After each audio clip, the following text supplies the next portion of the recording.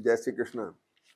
कन्या लग्न और कन्या राशि महत्वपूर्ण है क्योंकि बुध के साथ मंगल चल रहे हैं और ये बड़ा स्ट्रॉन्ग कॉम्बिनेशन है। ये फ्रीजिंग का कॉम्बिनेशन है, ये जकड़न वाला कॉम्बिनेशन है। माइंडसेट को जकड़ देता है तो आप स्ट्रॉन्ग डिसीजन ले जाते हैं, एडमेंट हो जाते हैं। और देखिए, जब भी कोई दृढ़ता से आप कोई निर्णय लेते हैं तो उसमें एक एडमेंसी तो शामिल होती है, नहीं तो इसके बिना आप बड़े निर्णय नहीं ले सकते। तो लेकिन ये थोड़ा सा एक एडमेंट कॉम्बिनेशन है। पैरों में दर्द, कमर में दर्द होना, कॉन्स्टिपेशन होना, एसिडिटी की वजह से आप परेशान रहना, ये सारे कैरेक्टर्स में भी आ रहे हैं, लेकिन उसे परेशान होने की जरूरत नहीं है। अब बुध आपके दशमेश भी हुए तो प्रोफेशनल स्ट्रेस भी है, वर्कलोड भी हो सकता है, वर्क का प्रेशर भी हो सकता है। इंपॉर्टेंट चीज क्या है कि शुक्र भी इसमें वर्गोत्तम में है जो धनेश है, और गुरु भी वर्गोत्तम में है जो सप्तमेश है और चतुर्थेश है। सप्तमेश मैरिटल और बिजनेस रिलेशनशिप का भी हुआ और 10th हाउस का भी हुआ, मतलब प्रोफेशन का भी हुआ। चतुर्थ भाव का लॉर्ड जो है वो भी गुरु हुए, वर्गोत्तम में है, लाभ भाव में है। और टेंडेंसी अभी तक गुरु जो अतिचारी है कर्क राशि में, लेकिन मिथुन राशि के गुरु आपको एसेट दिलवा रहे थे पिछले कुछ महीनों में, तो वो टेंडेंसी अभी भी बनी हुई है। अब चंद्रमा, सबसे इंपॉर्टेंट चीज क्या है कि चंद्रमा मीन राशि में जिस पर गुरु की दृष्टि है, ये सबसे इंपॉर्टेंट पोजीशन हो गई चंद्रमा की। जो लाभेश जो हैं एक एक्सचेंज बना रहे हैं गुरु और चंद्रमा का, गुरु चंद्रमा की राशि, चंद्रमा गुरु की राशि में। तो मैरिटल और बिजनेस रिलेशनशिप और प्रोफेशन, इसके लिए एक रीडिफाइनमेंट चल रहा है, बेटर साइड में कुछ नया लाने के लिए, कुछ और अच्छा करने के लिए। यहां तक हम आ गए। राहु आपको मदद कर लेंगे। राहु मेष राशि में होने से पेट की तकलीफों का आपको ध्यान रखना है। दूसरी तरफ मंगल और बुध भी साथ में हैं जो फ्रीज कॉम्बिनेशन बना रहे हैं। मंगल की दृष्टि राहु पर है। पेट की समस्याओं को परेशान हो सकते हैं और आपको शरीर में दर्द वर्द की तकलीफें हो सकती हैं, वो भी अमूमन पेट से ही संबंधित होंगी। उसका आप इलाज करें, ठीक हो जाएंगे। सूर्य सेकंड हाउस में है, वाणी का बहुत ध्यान रखना है, बोलने से चीजें गलत ना हो जाएं। अब आ जाते हैं, चंद्रमा मीन राशि में है 3 तारीख को। 4 तारीख सबसे इंपॉर्टेंट जाती है। 4 तारीख को चंद्रमा सुबह 7:15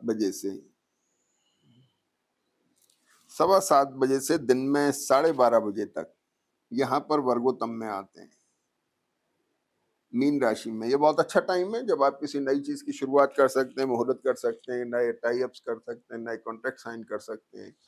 जिनके भी परिणाम आपको दूरगामी देखने हैं वो काम आप कर सकते हैं। गुरु की दृष्टि चंद्रमा पर है, शनि के साथ बैठ के और एक्सप्लोरिंग है चंद्रमा, फंटास्टिक पोजीशन। फिर चंद्रमा मेष राशि में आते हैं और खास बात क्या है कि यहाँ भी चंद्रमा वर्गोत्तम में है, तो 12:30 से लेकर के और शाम को 6 बजे तक यहाँ पर चंद्रमा वर्गोत्तम में है। तो मेष राशि के चंद्रमा, तो पूरा 4 तारीख का दिन आपके लिए बहुत बढ़िया है, जिसे आपको इस्तेमाल करना चाहिए अच्छे कामों के लिए, जिनको आप दूरगामी परिणाम में दे सकते हैं। कोई नई शुरुआत, ज्वाइनिंग हो गई, इस तरह की चीजें। मंगल यहाँ पे अष्टम भाव में आते हैं तो आपकी ट्रैवल हो सकती है। ये जो कॉम्बिनेशन है बुध मंगल का, एक ज्योतिषीय दृष्टि से इसकी दृष्टि चंद्रमा पर आती है। चंद्रमा पर आने से चंद्रमा यहाँ थोड़े एडमेंट और थोड़े सख्त हो जाते हैं। ट्रैवल कराते हैं तो चीजें ठीक रहेंगी, नहीं कराते हैं तो थोड़ा सा आपको एडिमेंसी पे ध्यान रखना है। एक्यूट एसिडिटी की वजह से कुछ हल्का दर्द वर्द हो सकता है, जिसके लिए आपको परेशान होने की जरूरत नहीं है, ठीक हो जाएगा। ये मेष राशि की बात हो गई। और 5 तारीख को एक खास बात ये होती है कि शुक्र जो है वर्गोत्तम में थे, वृश्चिक नवांश में आ गए, तो शुक्र की इंटेंसिटी थोड़ी लो हुई। और दूसरी बात, 5 तारीख को चंद्रमा भरणी नक्षत्र में आ जाते हैं। ये भरणी नक्षत्र थोड़ा अनस्टेबल नक्षत्र है क्योंकि शुक्र का वर्गोत्तम कैरेक्टर ऑलरेडी जा चुका है। भरणी नक्षत्र शुक्र का नक्षत्र है, तो इसलिए यहाँ पर बहुत बड़े निर्णय नहीं लेने हैं आपको। इस टाइम को सहज में निकल जाने दें। 5 तारीख को 6 तारीख को चंद्रमा वृषभ में आ जाते हैं। एक बहुत अच्छा साइन है, वृषभ राशि में, भाग्य में और उच्च राशि में। बहुत अच्छा साइन है। बुध मंगल की दृष्टि इस पर भी है। थोड़े तो ये फ्रीजिंग जो आ रही है बेसिकली बुध मंगल की, जो बड़ी एक्सप्लोरिंग थी और बहुत अच्छे साइन है इसके अंदर। आप ये मान के चलिए कि आपको निर्णय लेने के लिए बाध्य कर रही है। आप थोड़े एडमेंट, थोड़े बड़े निर्णय लेने वाली समय है। ये पूरा वीक जो है कुछ बड़े निर्णय लेने वाला समय है। तो चंद्रमा भाग्य में आ गए आपके, बहुत अच्छा साइन है। यहाँ पर दशमेश की दृष्टि है, प्रोफेशन को लेकर बड़े मेजर डेवलपमेंट्स आपके आ रहे हैं।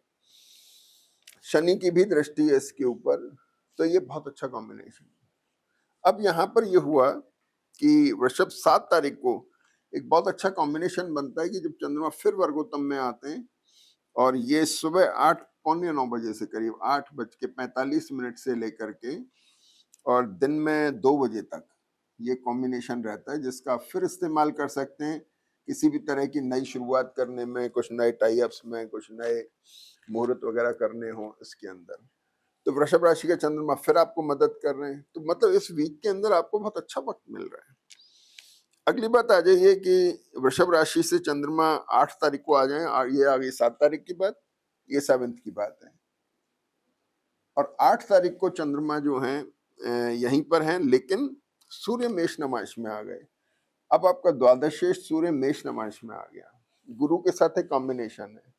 तो एक्सपेंसेस, ट्रैवल, ये तो एक अलग बात है, लेकिन गुरु सूर्य का कॉम्बिनेशन कॉर्पोरेट सेक्टर और गवर्नमेंट के लिए बड़ा इंपॉर्टेंट है, इसका फायदा उठा सकते हैं।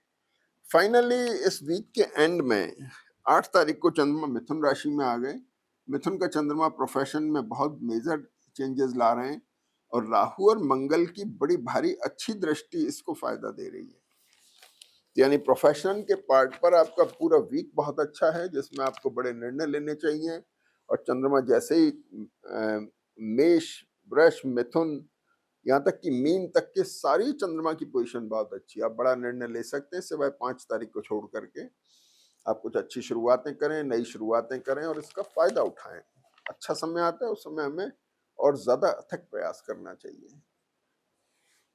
जय श्री कृष्ण।